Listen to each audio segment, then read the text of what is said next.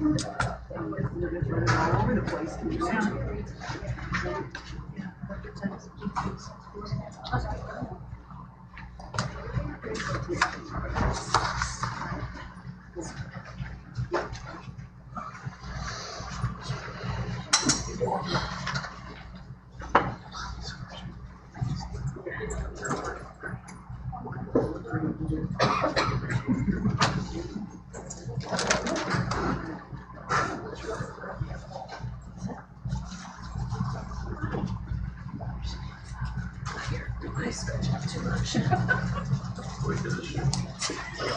Yeah, where's your pillow? No. Everything's on the pillow. It's Big. Yeah. Reminds me of the for the movie. it is from the movie.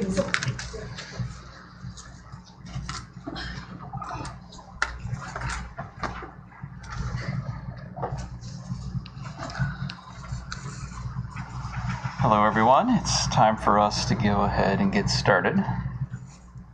Continuing our study in Joshua, we'll be looking at chapters 10 through 12 tonight. Before we get started, we'll open with a word of prayer. If you would, please bow with me.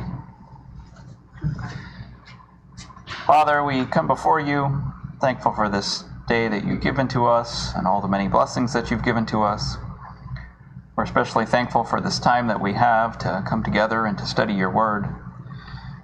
We pray, Father, that you will help us to take the lessons we see recorded for us here in Joshua and make application of them. Help us to always be diligent students of yours, that we might always grow in knowledge and understanding of your word. We pray also that you'll always help us to make application of it in our lives, that we might grow in your service and be more faithful servants of yours. We pray all these things through Jesus' name. Amen.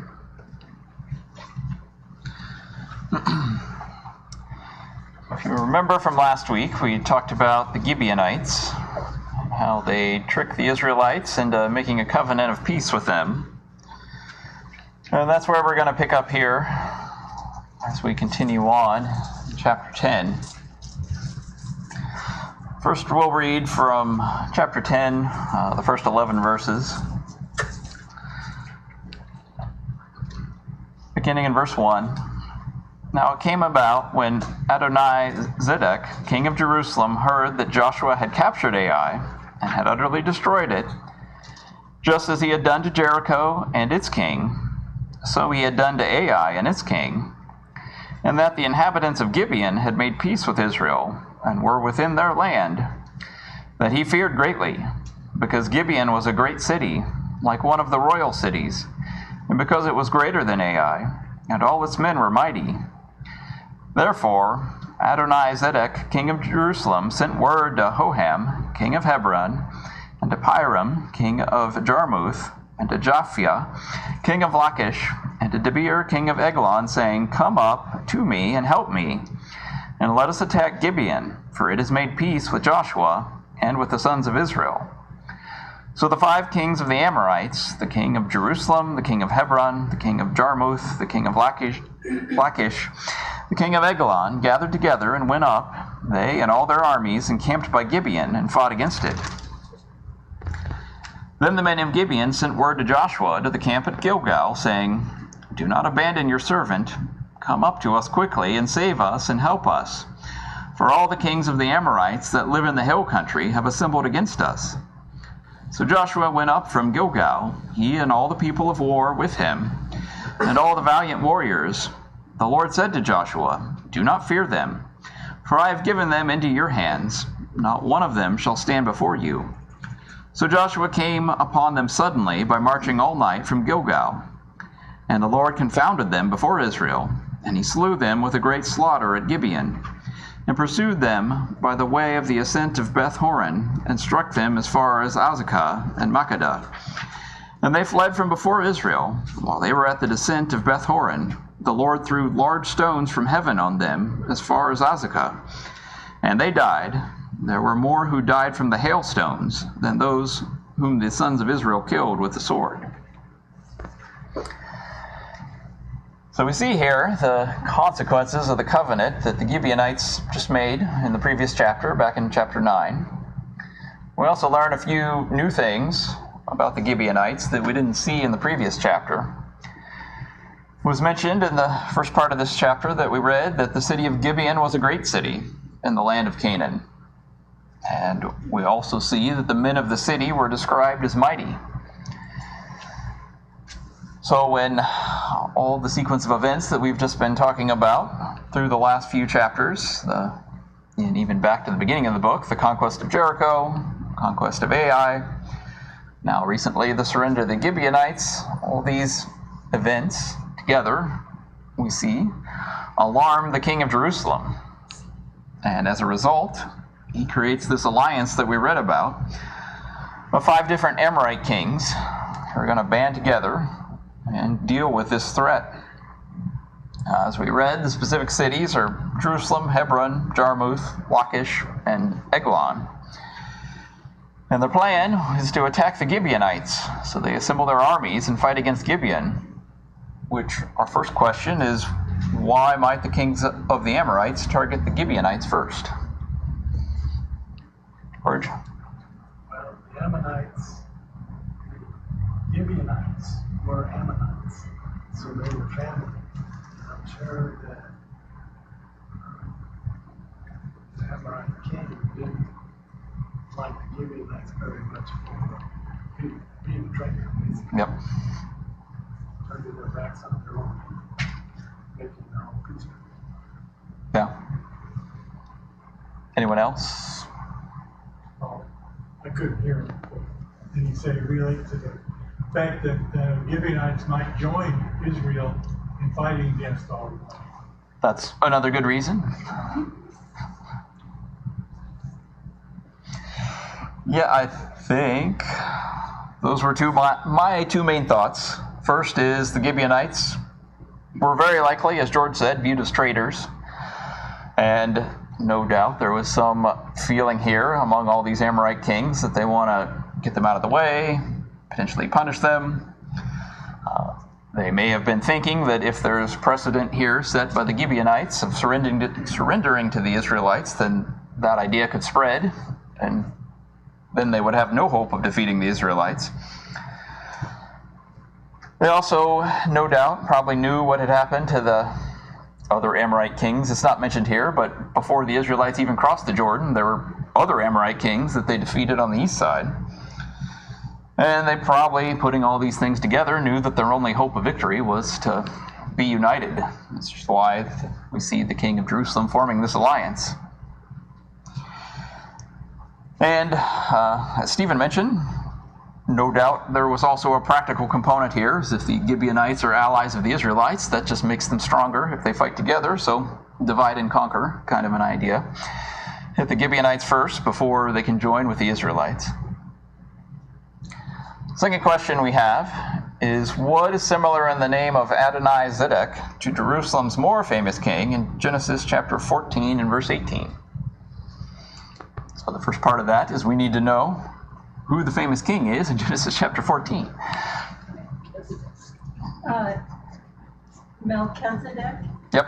And both names have Zedek in it, which means righteousness. Melchizedek means king of righteousness, and I can't pronounce the other one, but that means Lord of righteousness. Yep. So they're similar. Yep. So the only other thought I had is maybe this is some sort of naming tradition for the kings of Jerusalem. We kind of see that a lot in the world of the Old Testament. Titles like Pharaoh that are more a description than a name. Maybe this is something similar for the kings of Jerusalem. And this is something, basically a title that they take upon themselves when they become king. Any other thoughts or ideas on that? George? Hebrews 7 verses 1 and 2. Give that answer. I believe we should go back to Melchizedek. Yep. All right, if no one has anything else, As we read, the next part of this is as soon as the Gibeonites see this attack coming for them, they immediately send for help and send Joshua. Here's our map that we had from last week. I told you to be back again this week, and it is. So, as mentioned last week, it kind of seems like the Israelites have their main camp at Gilgal because they're once again back there. Even though we had read in the previous chapter how at least some of them went to Gibeon. Seems like that was either a temporary thing or not the whole nation, because the army's back in Gilgal. And that's shown here on the map. One other thing we see is that, and we've seen this a bunch and we'll continue to see this, is that the Lord tells Joshua that he should not fear, that God had given all these enemies into his hands. And then as we read, Joshua marches all night, surprises the Amorite kings. You probably can't tell on this map, but eyeballing it, that's maybe 20 miles or somewhat less. So to move that overnight, move an entire army, no doubt explains the surprise of the Amorites when Joshua shows up the following morning and attacks them. Even more than that, though, as we read, Lord himself gets involved and he confounds and confuses the Amorites, and they're thoroughly defeated. They flee. They're pursued, as you can see on the map, a ways. We had the place names as we read, but when I was looking that up, it's maybe another 20 or 30 miles that they get pursued for these different places as they run away. And then, in addition to all of that, as they're running away, God sends giant hailstones on them. And as we read there at the very end of the first section, that more people were killed by the hailstones than were actually killed by the fighting. Any thoughts or comments on this first section before we move to the next? All right. So the next part, we see something pretty impressive. We'll go ahead and read verses 12 through 15. Then Joshua spoke to the Lord in the day when the Lord delivered up the Amorites before the sons of Israel. And he said in the sight of Israel, O sun, stand still at Gibeon, and O moon, in the valley of Ahijah. So the sun stood still, and the moon stopped, until the nation avenged themselves on their enemies. Is it not written in the book of Joshua? And the sun stopped in the middle of the sky, and did not hasten to go down for about a whole day. There was no day like that, before it or after it, when the Lord listened to the voice of a man, for the Lord fought for Israel. Then Joshua and all Israel with him returned to the camp to Gilgal. So we see something very interesting here. Starts with Joshua speaking to the Lord, and he asks for essentially the sun and the moon to stand still. And he does that so that the Israelites can take advantage of their victory and continue to defeat their enemies. So our third question is, what does it mean that there was no day like this when the Lord heeded the voice of a man?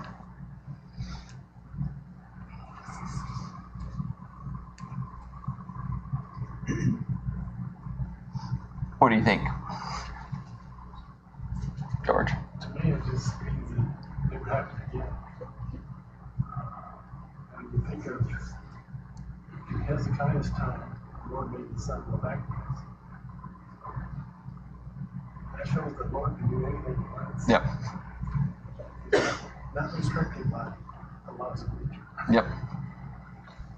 Grant? I was thinking that most of the other times, whenever we see God, do some big miraculous thing like this, usually it's somebody who, sits down, and I'm thinking of like Elijah stopping the rain or starting the rain again. But he sits down and he prays and kind of, very, might say, humbly asks God to help. Whereas it seems like Joshua here is kind of almost making a command of nature that God carries out. It reminds me a lot of when Jesus calms the storm, and some of his disciples look around and say, what kind of guy is this? He can just tell the storm to stop.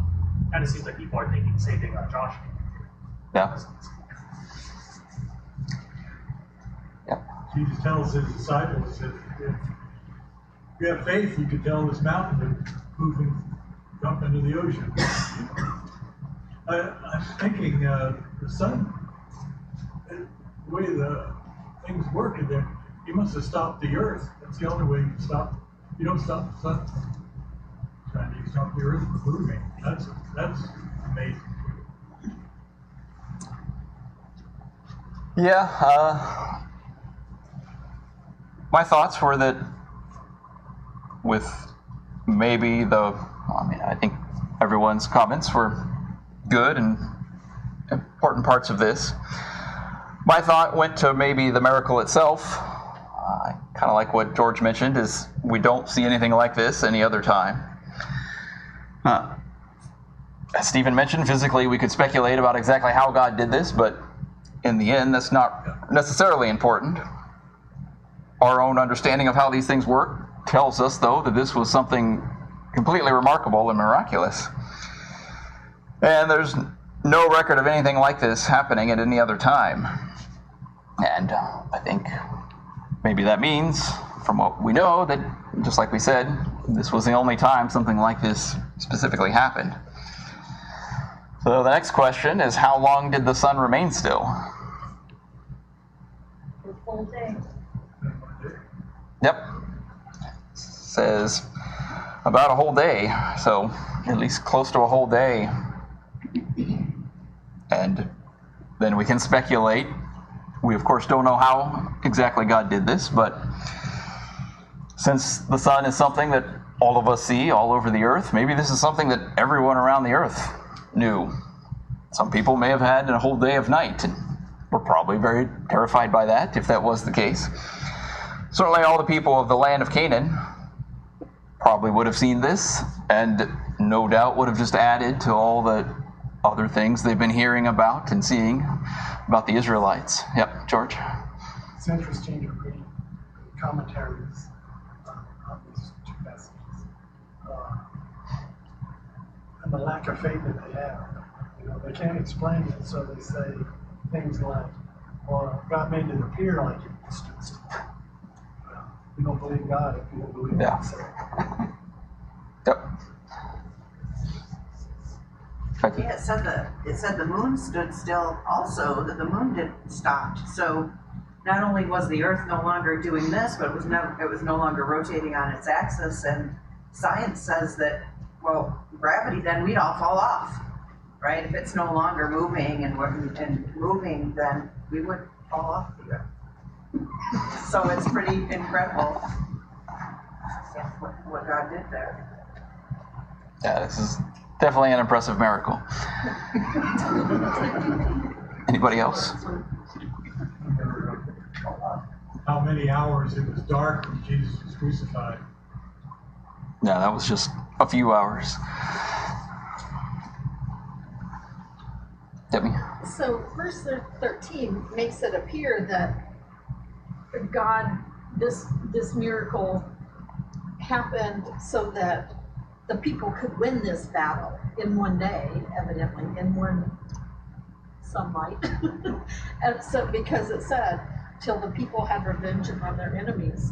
So however long that took. And it does say the whole day. Yep.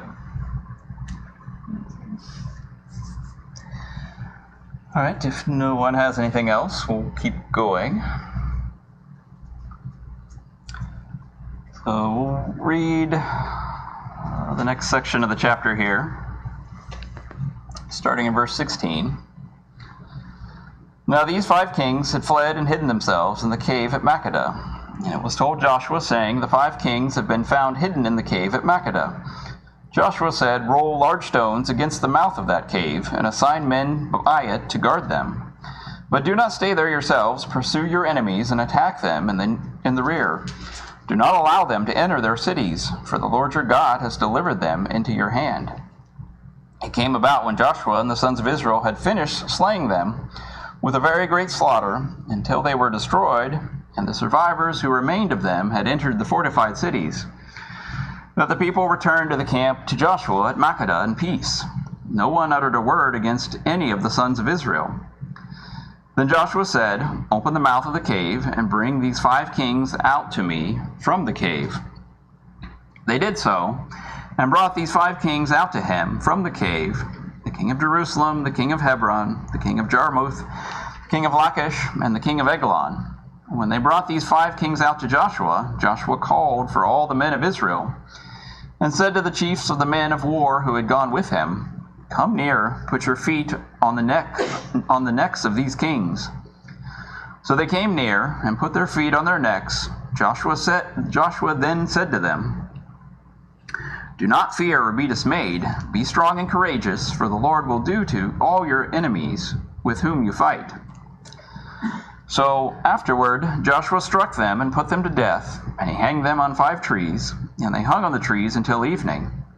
It came about at sunset that Joshua gave a command, and they took them down from the trees and threw them into the cave where they had hidden themselves, and put large stones over the mouth of the cave to this very day. Now Joshua captured Makkedah on that day, and struck it and its king with the edge of the sword. He utterly destroyed it and every person who was in it. He left no survivor. Thus he did to the king of Makkedah just as he had done to the king of Jericho. So we see what happens to the kings in the midst of all this chaos and the defeat of their armies. They flee, they hide in this cave. The Israelites don't immediately seek to deal with them, but Joshua commands for large stones to be rolled up against the mouth of the cave. He assigns men to guard it. And from what we read here in verse 19, it kind of seems like this is happening in the middle of the events from that previous section when the day is being extended and they're still pursuing their enemies. So essentially Joshua's putting them under guard until they finish defeating these enemies as they flee. And then come back. Verse 20, we see that the Israelites stop pursuing all these armies after they enter their fortified cities. They return to the cave, and in verse 21 we see an interesting note that says they returned to Joshua, the camp of Joshua at Makkedah, in peace, and that no one uttered a word against any of the sons of Israel. So, next question, what does it mean that no one moved his tongue against the children of Israel? It's a bit of an odd phrase. What do you think it's talking about?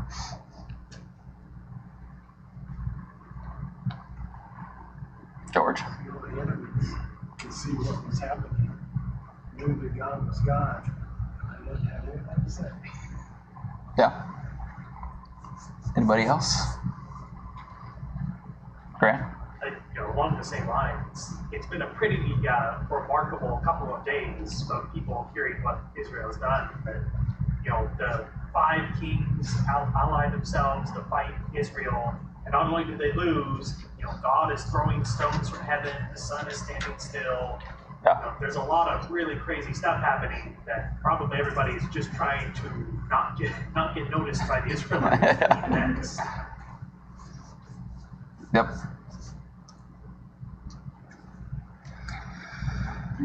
Yeah, that was definitely one of the things I thought, is that with all these impressive miracles and the great victory that the Israelites have won, it could very well be that it's talking about the people of the land, maybe the Gibeonites even, since they're now friendly with the Israelites.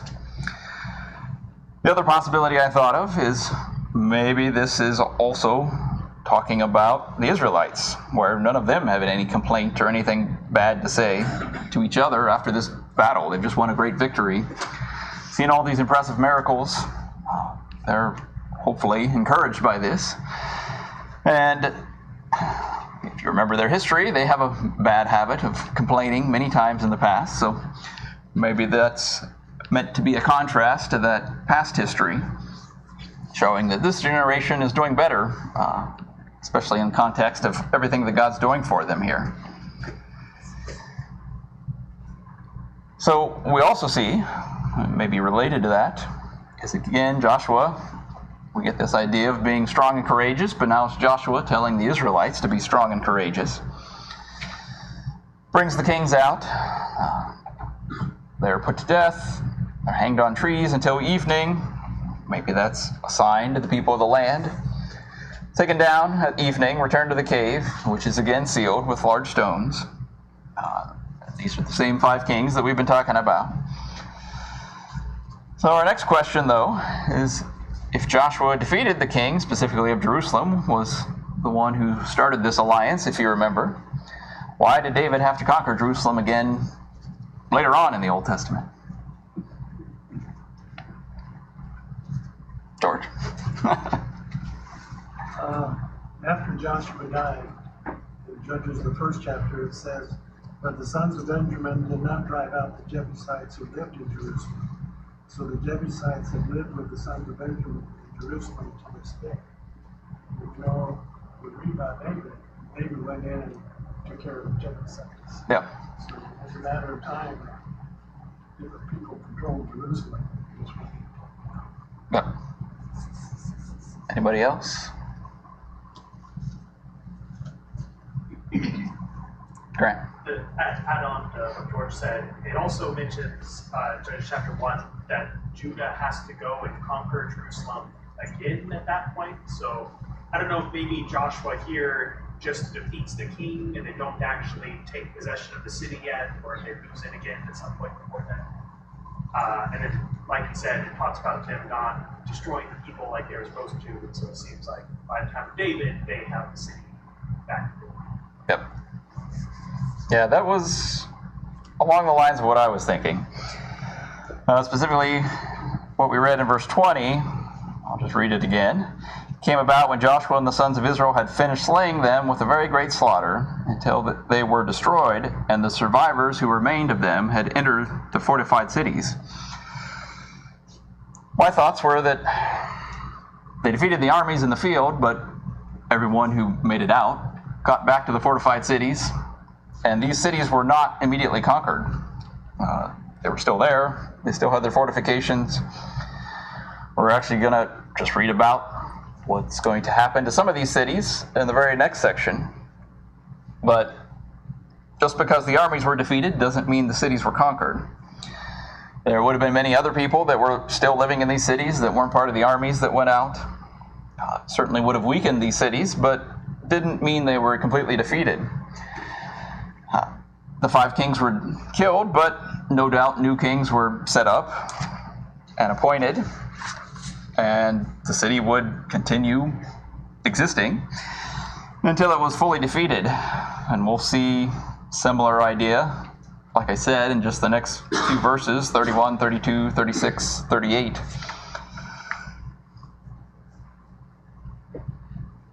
And then, I guess the last part of this particular section is that here at the very end, we read in verse 28, that this Makkedah is not just a cave, it's also a city, which Joshua destroys completely and wipes it out just as he did with Jericho. Any thoughts, questions, or comments on this section? All right. We'll keep going. And we'll just read the rest of the chapter. Beginning in verse 29. Then Joshua and all Israel with him passed on from Makkedah to Libnah, and fought against Libnah. The Lord gave it also with its king into the hands of Israel. And he struck it, and every person who was in it, with the edge of the sword. He left no survivor in it. Thus he did to the king just as he had done to the king of Jericho. And Joshua and all Israel with him passed on from Libnah to Lachish, and they camped by it and fought against it. The Lord gave Lachish into the hands of Israel, and he captured it on the 2nd day, and struck it, and every person who was in it, with the edge of the sword, according to all that he had done to Libnah. Then Horam the king of Gezer came up to help Lachish, and Joshua defeated him and his people, until he had left him no survivor. And Joshua and all Israel with him passed on from Lachish to Eglon, and they camped by it and fought against it. They captured it on that day and struck it with the edge of the sword, and he utterly destroyed that day every person who was in it, according to all that he had done to Lachish. And Joshua and all Israel with him went up from Eglon to Hebron. They fought against it, they captured it, and struck it and its king, and all its cities and all the persons who were in it with the edge of the sword. He left no survivor according to all that he had done to Eglon. Thus he utterly destroyed it and every person who was in it. Then Joshua and all Israel with him returned to Debir. They fought against it. He captured it and its king and all its cities. Then they struck them with the edge of the sword and utterly destroyed every person who was in it. He left no survivor, just as he had done to Hebron. So he did to Debir and its king, just as he had also done to Libnah and its king. Thus Joshua struck all the land, the hill country and the Negev, and the lowlands and the slopes, and all their kings. He left no survivor, but he utterly destroyed all who breathed, just as the Lord, the God of Israel, had commanded. Joshua struck them from Kadesh Barnea even as far as Gaza, and all the country of Goshen even as far as Gibeon. Joshua captured all these kings and their lands at one time, because the Lord, the God of Israel, fought for Israel. Joshua and all Israel with him returned to the camp at Gilgal. So at this point, we've seen the Israelites win several victories. As we see, they've seemed to have established themselves at Gilgal, where they keep going back to. They've destroyed multiple cities. The Gibeonites are their servants. So militarily, we could say that they've established a foothold in the land. They just recently won this victory against these 5 kings. And this part is about them taking advantage of that. They're pushing forward with the conquest. Specifically, as shown on this map again, they're focused here in the southern part of the Promised Land. It's where all these cities are. And as we read, the text tells us in sequence how they go from city to city, destroying each one and its inhabitants. Some cases, as we read, is single cities. In other cases, it's groups of cities. Well, we should point out, if you remember from back at the beginning of the chapter, the kings that fought against the Gibeonites in this alliance of 5 kings. We see in verses 31 and 32 that Lachish, one of those kings, the city's now completely defeated and destroyed. Verse 36, Hebron's defeated and destroyed, and verse 38, Debir is defeated and destroyed, which were all part of this coalition. So, I think that just goes along with what we've been saying, where the armies were defeated initially, cities weren't conquered until this point in time, as the Israelites advanced further. And then the last verse we read there kind of gives a summary of everything that's happened up to this point. And once again, like we've been pointing out, the Israelites go back to Gilgal. Any questions about this section or comments? I keep thinking, going back to when they entered the wilderness and they made that first attempt to go up and take the land, and the people they couldn't do it. I think they couldn't do it. Here they are doing it. Yep. Yeah, this time they're trusting in God. And as we can see, he's helping them with this. Any other thoughts?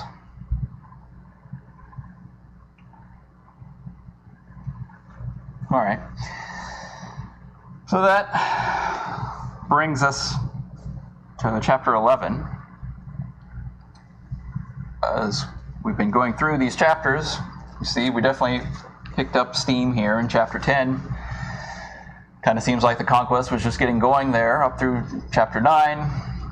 Now a lot of things have happened in chapter 10. A whole section of the land's been taken.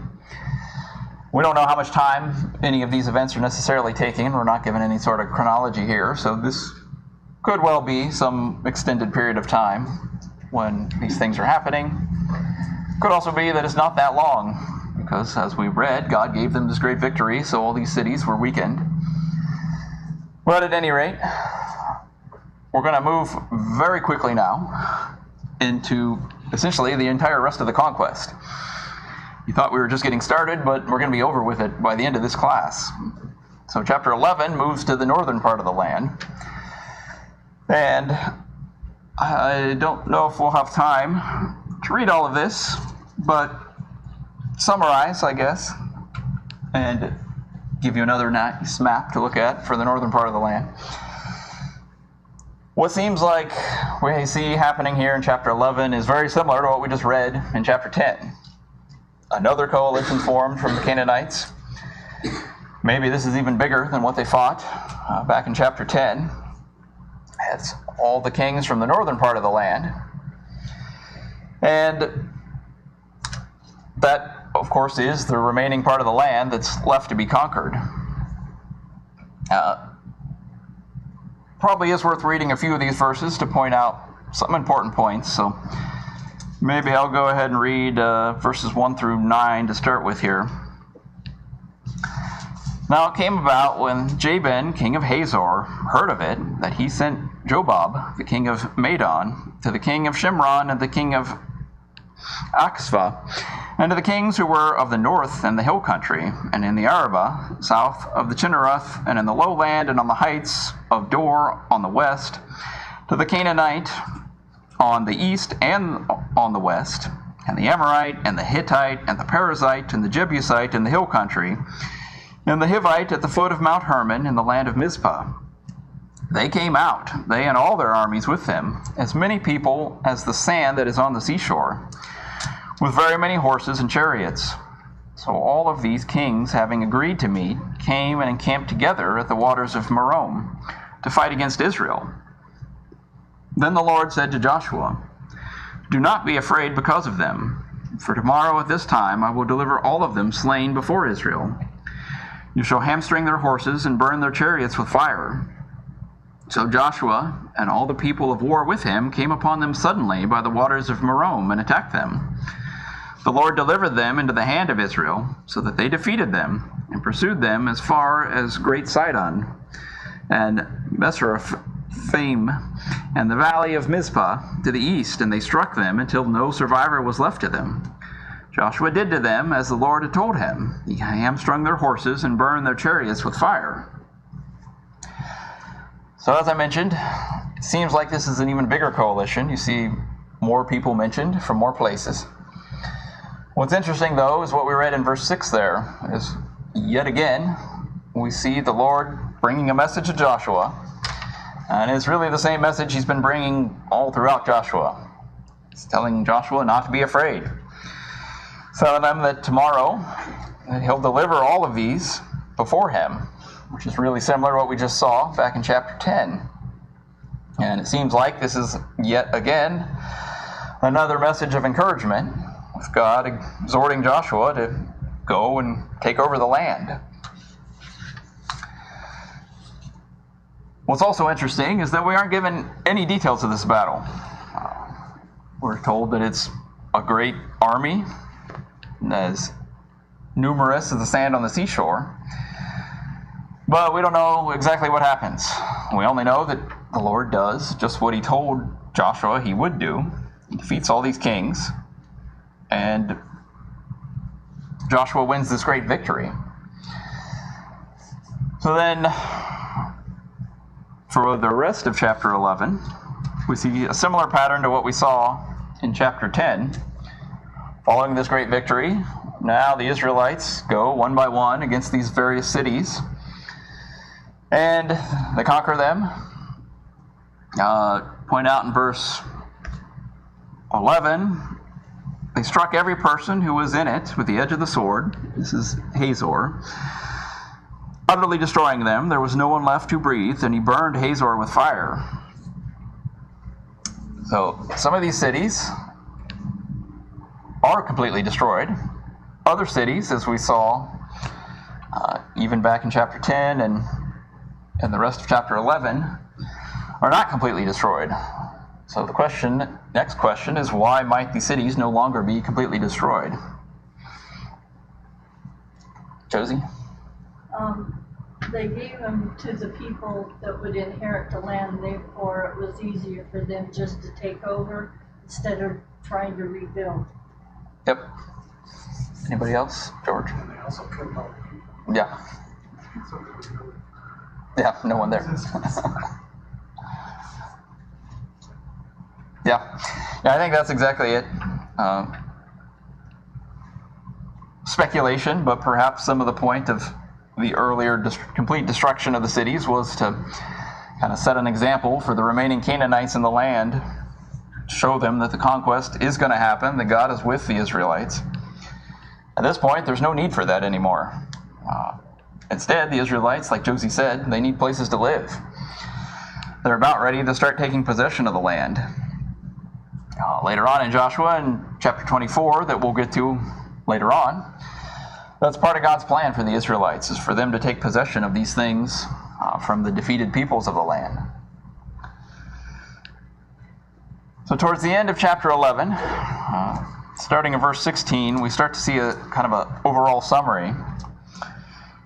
Again, we won't read it for sake of time, but what we see here as you read through is that the geography of the conquest is listed. We again see the peace with the Gibeonites mentioned as being the only exception to this total destruction that everyone else is facing. So our second question is one we've asked a few times now throughout the last few classes, and we'll come back to it yet again. Why might none of the cities of the Canaanites have surrendered other than the Gibeonites? Josie? God had hardened their hearts like he did with Pharaoh. Yep. Anybody else? I have a question. Why did he burn Hazor? Hazor? I haven't found anything about that. Does anybody know why they burned it? I mean, they went and saved all the other cities, but then they burned that one. My only thought is back in verse 1, that's the leader of this northern coalition, so maybe it's symbolic in some way of... But it also says in verse 10 that Hazor was the head of all the kingdoms. Yeah. So it kind of seems like it was like the capital almost of all these places together. So it would be symbolic of destroying their leadership. Like an example? Yeah. I was just curious. Yeah, so like Josie mentioned, we do get a better answer to this than we've had up till now from this chapter in Joshua.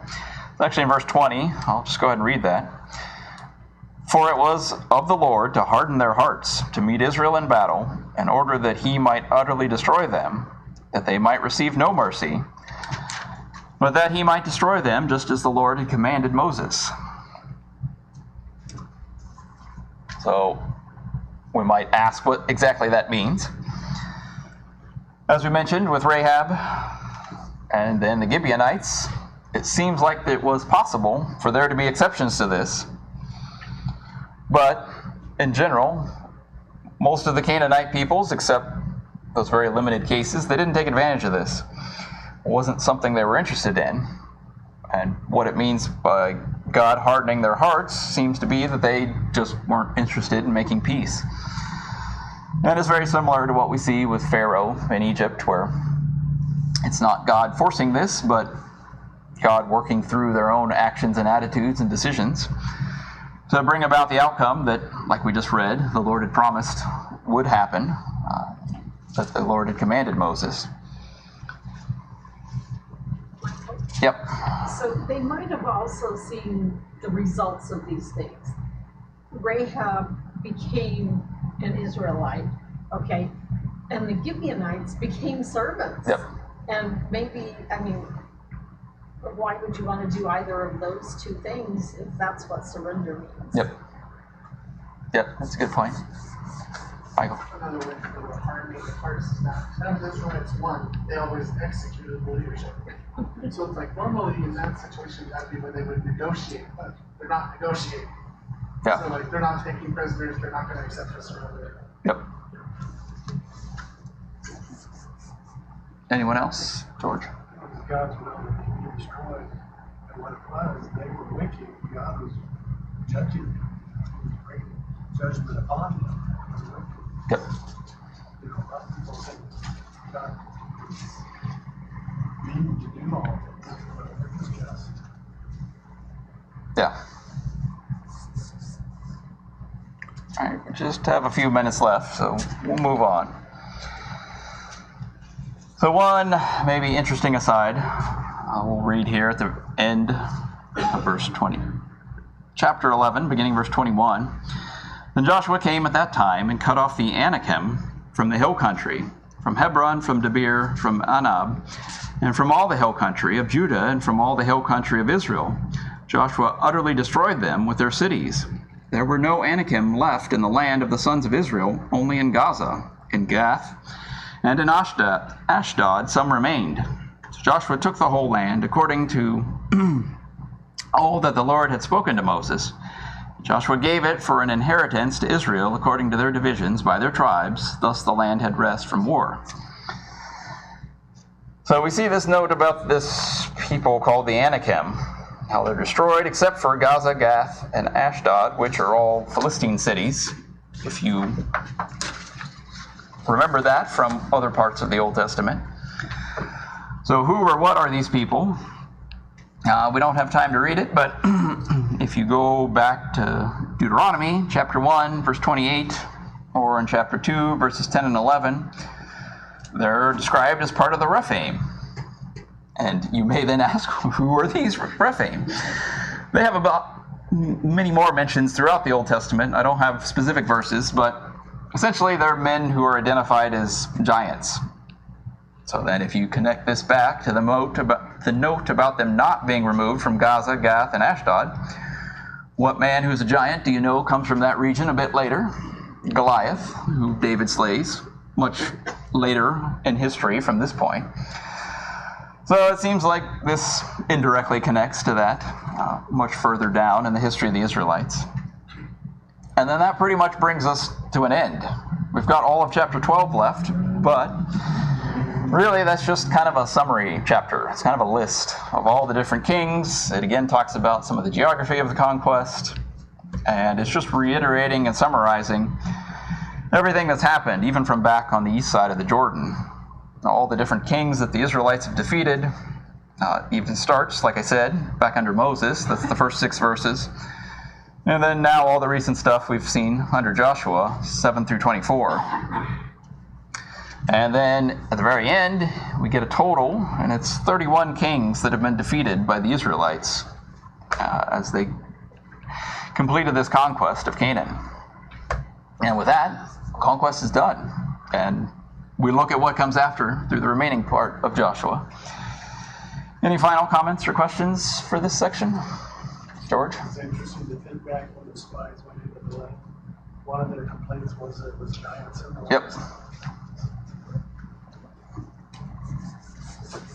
All right. We're past time, so thanks everyone. Which